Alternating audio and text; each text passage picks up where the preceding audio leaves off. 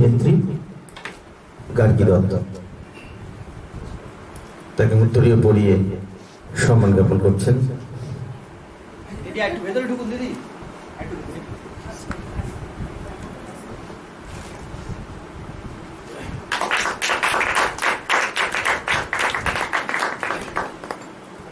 ফুল এবং সামান্য উপহার দিয়ে গ্রহণ করে দিচ্ছেন।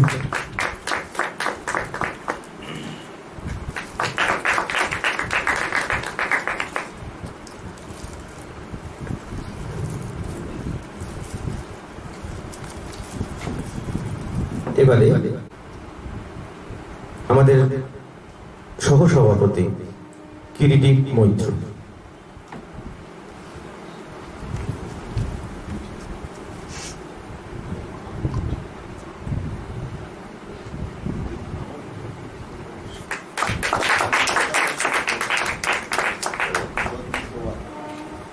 সামান্য উপহার ফুল দিয়ে তাকে বরণ করে নিচ্ছেন।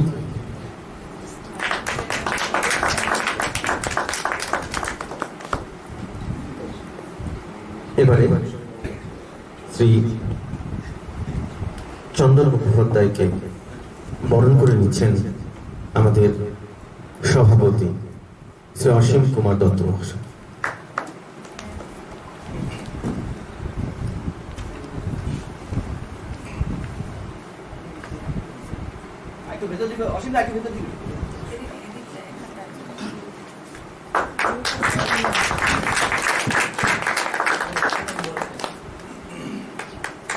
ফুল এবং সামান্য উপহার দিয়ে গ্রহণ করে নিচ্ছেন।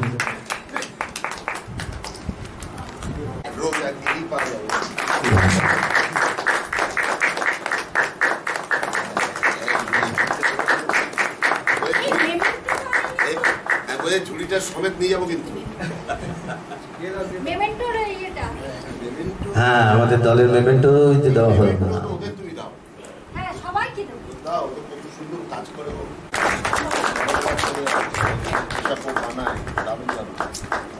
সম্পূর্ণ কাগজের তৈরি ছিল।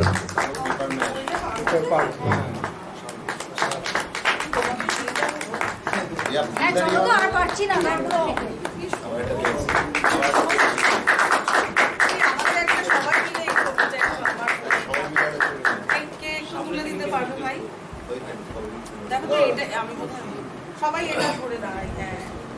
হ্যাঁ হ্যাঁ শিওর।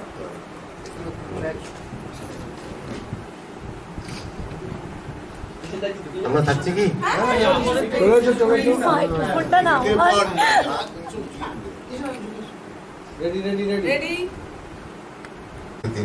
তো সে আবার একটু বলে দুম করে সরে যায়, এইভাবে নাটক তো হবে না। ফলে নাটক লাটে ওঠার কথা ছিল, কিন্তু কি হলো, যেই দেখা গেল করোনা একটু কমেছে, অতিরিক্ত শুরু হয়ে গেছে। কি নাটক, ভয়ঙ্কর। তো ফলে আমাদের নতুন করে ভাবা দরকার যে সংকট কি ব্যাপার। যাই হোক, আমি একটু মজা করলাম প্রথমে। আমার মনে হয় যে শুরুতে আমি কিছু কথা বলতে না, আমার নিজস্ব কিছু কথা হয়তো এর মধ্যে ঢুকে যাবে, কিন্তু আমি তো বক্তা নই। আমি এই বিষয়টি নিয়ে পরে কথা বলবো, বক্তারা যা বলছেন সেটা একটু শুনি। এই সময় থিয়েটার বলতে কন্টেম্পোরারি থিয়েটার কথাই বলা হচ্ছে, যে থিয়েটারটা যার একটা শেকড় রয়েছে, যেটা এখনো পর্যন্ত প্রবাহমান সময় সাথে চলছে, সেই থিয়েটারের সংকট এবং তার সম্ভাবনা, অর্থাৎ তার সংকট মুক্তি বা সম্ভাবনায় আরো নতুন কোনো দিক আমরা নির্দেশ করতে পারি কিনা। তো সেইটা নিয়ে আমার মনে হয় প্রথমেই আমি বক্তাদের পরিচয় আপনারা জানেন, তারপরেও আমি আলাদা আলাদা করে বলে দেবো। যেমন এখন আমি যার কাছে যাব সে হচ্ছে যাদবপুর বৃত্তান্ত বলে যে নাট্য দল আছে, অত্যন্ত এই সময়ের অত্যন্ত আলোড়িত আলোচিত একটি নাট্য দল বৃত্তান্ত, যার প্রতাপ বন্দ্যোপাধ্যায় একাধিক ভালো নাটক করেছে এবং খুব ভালো, ওকে দেখে বোঝা যাবে না ও কত ভালো অভিনয় করে। মানে একটা সময় প্রথমে রাধানগর দর্পণ, সকল নাট্যকর্মী, আমার প্রেরণা শ্রদ্ধেয় শ্রী আশিস চট্টোপাধ্যায় মহাশয়, আমার প্রাণের জায়গা শিল্পায়নের সকল নাট্যকর্মী এবং আমাদের সকল নাট্যকর্মীর কাছে যারা আপনার আত্মীয়, আপনারা যে কজন এসেছেন, আলোচনার বিষয়বস্তু যা আলোচিত হয়েছে বহু যুগ যুগ ধরে, সমস্যা ছিল, সমস্যা আছে, উত্তরণ আছে, কিন্তু প্রত্যেকটা শুরুর তো একটা শুরু আছে।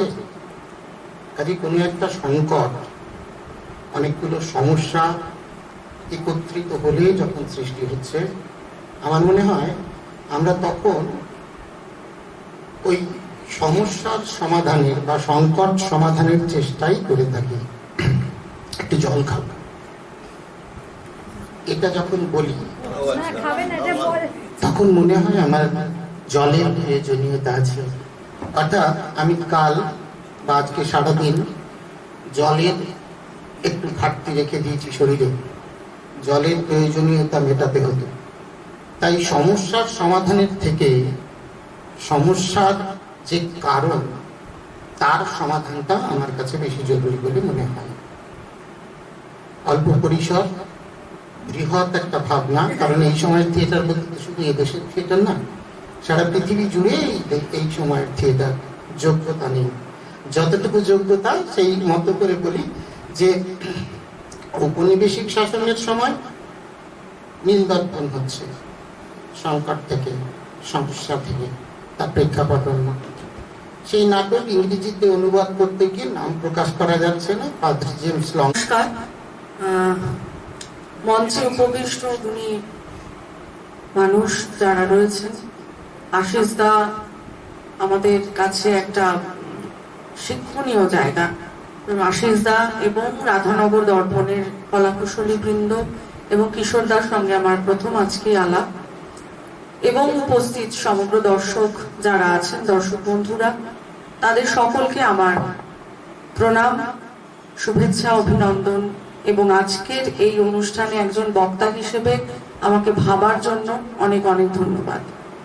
যদিও মূকাভিনয় নির্বাক শিল্প, আমি মঞ্চে যখন থাকি নির্বাক হয়ে থাকতেই আমার প্রথম শর্ত এবং প্রধান শর্ত। কিন্তু আমাদেরও মনের অনেক কথা থাকে, কারণ থিয়েটার এই শব্দটার সঙ্গে মূকাভিনয় অঙ্গাঙ্গিকভাবে জড়িত, এটা বলার অপেক্ষা রাখে না। তাই যখন আমরা একটু সুযোগ পাই মাইক্রোফোন ছাড়তে চাই না, মনে হয় বলতেই থাকি। তো আজকে আমার মনে হয় যে বিষয়টা নিয়ে আজকের যে চর্চা, সেই চর্চাটা আশিস দা আমাকে ফোন করেছিলেন এবং বললেন যে একটু তুমি বলো। তো আমার সেই দিনই মনে হয়েছিল যে আমরা নাট্য আন্দোলন কিংবা সারা পৃথিবী জুড়ে যে আন্দোলন হয়েছে ইন প্রিভিয়াস, আমার জন্মের আগে কিংবা আমার জন্মের সময়, সেগুলোর থেকে আমি এখন যে যাপনে চলছি সেই যাপনের কথাটা বলাটা ভীষণ প্রয়োজন। কারণ আমার সমস্যাটাই আমার সমস্যা এবং একালের সমস্যা। তাই আমার সমসাময়িক যারা কাজ করছেন তারা কেউ কেউ আমার থেকে বয়সে বড়, কেউ কেউ আমারই বয়সী, কেউ কেউ আমার থেকে ছোট। প্রত্যেকে আমরা যে তড়িতে চলছি সেই ইতিহাস বা সেই যাপনটা যদি আমি যদি একটু বলতে পারি আপনাদের কাছে, তাহলে বোধহয় কিছুটা হলেও উত্তরণ কিংবা সমাধান কিংবা সংকট সবটাই বলতে পারবো। তো যেটা আমার মনে হয় যে থিয়েটারের ইতিহাস ঘাটলে এই ধরনের সমস্যা, অর্থাৎ এই অর্থনৈতিক, রাজনৈতিক, প্রশাসনিক, সরকারি সমস্ত যা যা সমস্যা ছিল সেগুলো এই প্রজন্মে আমাদের কাছেও কিন্তু একই রকম রয়েছে। তার ধারা, তার ধরন, তার পরিবেশ, সেগুলো হয়তো কিছুটা করে পাল্টেছে। কারণ আমরা যখন মূকাভিনয়, আমি আমার শিল্প মাধ্যম দিয়ে বলছি, আমি যখন মূকাভিনয় শিখেছি তখন শিক্ষা এবং দীক্ষা এই দুটো কথাটাকেই শিখেছিলাম। এখন শিক্ষাটা আছে, দীক্ষাটা খুব কম। তার কারণ একটা শিক্ষা আমরা যে কোনো প্ল্যাটফর্ম থেকে আমরা পাই, অর্থাৎ কেউ নাচ শিখি, কেউ গান শিখি, পড়াশোনা করি, নানান ধরনের ফর্ম। যেহেতু থিয়েটার একটা কম্পোজিট আর্ট, সবটাই আমাদেরকে শিখতে হয়, জানতে হয়। কিন্তু দীক্ষাটা একটা ভীষণ বড় অধ্যায়, যেটা একটা সংগঠনকে গড়ে তোলে। অর্থাৎ যিনি সংগঠক, তাকে প্রত্যেকদিন মেয়ের বিয়ে দিতে হয়। তার প্রতিদিনের লড়াইটা ভীষণ প্রয়োজন বোঝা। কারণ যিনি সংগঠক হন, তাকে শুধুমাত্র একটা নাট্য নির্দেশনা তিনি করলেন, একটা স্ক্রিপ্ট তো পড়লেন এবং সবাইকে বলে দিলেন, বুঝিয়ে দিলেন, অ্যাক্টিংটাও হয়তো করে দেখিয়ে দিলেন যে এইভাবে এইভাবে করতে হবে, কিন্তু তার পেছনের অনেকটা জুড়ে মানে সারা দিন জুড়ে তার একটা কিন্তু প্রয়াস চলতে থাকে, একটা কন্টিনিউয়াস জার্নি থাকে তার। কারণ সে সকালবেলা ঘুম থেকে উঠে ভাবে দলের ওই ছেলেটি আজকে আসবে তো, দলের ওই মেয়েটি কালকে বলেছিল ওর আজকে এই বিপদটা হয়েছে, তাহলে ও কি আজকে আসবে? কিংবা অমুক দিনের একটা নাটক আমরা করতে যাব, সেই নাটকে যদি গাড়ি ভাড়াটা আমি না জোগাড় করতে পারি তাহলে কি করে পৌঁছবো? তো এই যে দৈনন্দিন যে সমস্যাটা, সেটা যিনি নাট্য পরিচালক তাকে সকাল থেকে একেবারে সে যখন ঘুমোতে যাচ্ছেন তখন অবধি তাকে কিন্তু এটা বুঝতে হয় এবং সেই কন্টিনিউয়াস জার্নিটাতে চলতে থাকে। Whereas আমাদের ভারতীয় সংস্কৃতিতে আমরা সব সময় অ্যাক্টর অর্থাৎ অ্যাক্টিংকে বেশি প্রেফারেন্স দিয়ে থাকি। সময়ে অনেকটাই বলেছে, তবে ওকে যেটা ভালো লাগলো যে অনেকগুলো সংকটের বিষয় থাকে আমাদের সার্বিক থিয়েটার চর্চায়, কিন্তু ও দুটো কথা, একটা হচ্ছে যে পারফর্মিং আর্টের যে কথাটা বললো, এটা ঠিকই যে সবটাই যদি পারফরমেন্স হিসেবে ধরা হয় তাহলে এই এত ভাগাভাগিও থাকে না, আর দর্শক একসঙ্গে তৈরি হতে পারে। দর্শকদেরও কিন্তু গ্রুমিং দরকার, সেইটা ভালো, কিন্তু সেটা আমাদের এই পোড়া দেশে হওয়া সম্ভব নয়, এগুলি তো একেবারেই নয়। আর দ্বিতীয় না, আমরা আশা করতে পারি, ভাবতে পারি, স্বপ্ন দেখতে পারি।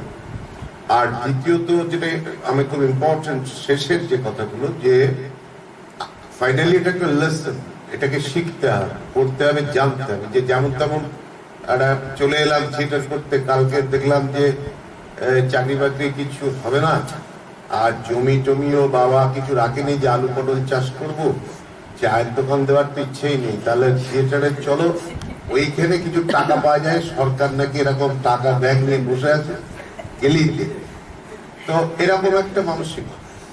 আমার পাশাপাশি ভালো লাগে যে ধরো এখানে আমরা যে নাট্য বিদ্যালয় করেছি, আমার ভালো লাগছে তার অনেক ছাত্রছাত্রী সামনে বসে আছে, তারা এই সেমিনারটা শুনছে। এটাও যে এই যে শেখার আগ্রহ, অর্থাৎ প্রত্যেকেই খুশি নয়, এটাকে লেসন হিসেবে নেওয়ার মতন অনেক অল্প বয়সী ছেলেমেয়েরা আছে, তারা কিন্তু প্রতিনিয়ত এই চর্চায় আসছে। যে ফাইনালি যে শিখতে হবে, জানতে হবে, তারপর নয় সংকট নিয়ে ভাববো, আগে তো সংকটের সামনেই গেলাম। এখন মুশকিলটা কি হয় যে সেই সৌম্য মিত্রের একটা কথা আমার মাঝে মাঝে বলতে ইচ্ছে করে।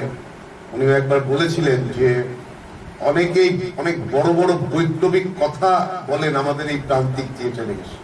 তার মধ্যে কিরকম কথা হয়, কেউ কেউ বলেন এই তো থিয়েটার করলাম এতদিন, আমাকে কেউ কিনতে পারে, এরকম একটা। সৌম্য মিত্র বলতেন যে আমি সবিনয়ে তাদের জিজ্ঞেস করতে চাই যে বাবা তোমার কি দর হয়েছিল যে তোমায় কিনবে? তুমি আগে নিজেকে জিজ্ঞেস করো তোমার দরটা কত, তারপর তো কেনার প্রশ্ন। তো এটা একটা ক্রাইসিস। যাই হোক, আমাদের সময় খুব কম, আর নাটক আছে। আমি চন্দনের কাছে চলে যাই। চন্দন মুখার্জি বসিরহাটের মতো জায়গায় এই মুহূর্তে সাত্ত্বিক পশ্চিমবঙ্গে আলোকিত একটি নাট্যদল, এবং চন্দন ওর কর্ণধার, ও খুব ভালো অভিনেতা, খুবই ভালো অভিনয় করে, আমি ওর অভিনয় দেখে মুগ্ধ হই। তো ওর যে দল, সেই দলেরও কিছু ছেলে মেয়ে এখানে আছে, ওরা নিরলস ভাবে কাজ করে চলেছে। চন্দন একজন দক্ষ সংগঠক, যদি ওরা সিরিয়াস নাট্যচর্চা খুব বেশি দিন করছে না, কিন্তু খুব অল্প সময় ওরা থিয়েটার মানচিত্রে ওদের জায়গা করে নিয়েছে। তো ওর বয়স এবং এই কথা যেগুলো আলোচনা হচ্ছে, এই নিরিখে ওর কথা শুনে আমরা আজকে সেমিনার শেষ করি। অনেক ধন্যবাদ। এখন প্রথমেই যেটা মনে আসছে, আমি ঠিক এখানে শুট করি কিনা, ঠিক ঠিক মানে যারা আমার পাশে আছেন তাদের পাশে আমি যে আমন্ত্রিত, এটাই অনেক। তাই ধন্যবাদ জানাই রাধানগর দর্পণ, কিশোরদা সঞ্চালনা করছিলেন, এবং সর্বোপরি আমার অভিভাবক সম আমার শ্রদ্ধেয়, পরম শ্রদ্ধেয় আশিস চট্টোপাধ্যায়, এবং আপনারা যারা আছেন। দেখুন, আমি সময় একদমই নেব না, দুটো নাটক আছে, অনেকটাই দিদি অনেকটাই বলেছেন, দাদাও বলেছেন, আমি দীর্ঘায়িত করব না। আমার দু একটা জিনিস কোথাও মনে হয় যে সংকট এবং সম্ভাবনা, এই যে শীর্ষক আলোচনাটা, আমার থিয়েটার করতে গিয়ে বা এই পরিবৃত্তে থাকার প্রেক্ষিতে একেবারে নিজস্ব উপলব্ধি, সেটা ভুল হতেই পারে, আপনাদের সাথে নাই মিলতে পারে, কিন্তু আমার একেবারে মনে হয় সংকট, আমি যদি সমস্ত কিছু ছেড়ে দিই, একটা তো বিষয় আছে যেটা থিয়েটারকে কুক্ষিগত করে রাখার একটা চেষ্টা, যে এটা একেবারে এলিট সম্প্রদায়ের মানুষের জন্য, থিয়েটার বাইরে বেরোবে না। এই জিনিস দীর্ঘদিন ধরে হয়ে এসেছে, দীর্ঘদিন ধরে, বছরের পর বছর। সুতরাং এই প্রচেষ্টার মধ্যে থাকতে থাকতে থাকতে থাকতে তার তো সিদ্ধারাটাই বেড়ে গেছে। সে সাধারণের হবে কি?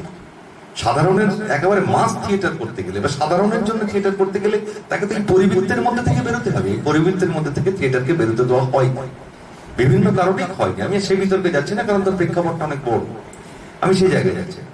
কিন্তু থিয়েটার যদি সাধারণের না হয়, মা একেবারে আটপৌরে মানুষের না হয়, তাহলে এই সংকট তো থাকবেই।